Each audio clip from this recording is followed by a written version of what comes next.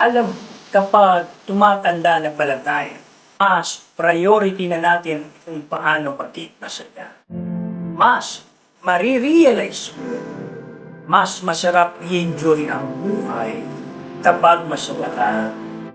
Di mo kailangang magpagtalo na taong walang pilit puso.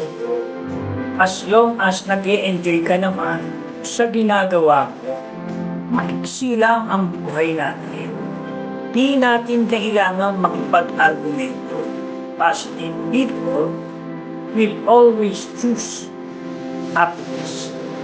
Kaya kung saan ka masaya, tuloy mo lang. Enjoy lang natin ang ating buhay kung saan tayo magiging masaya.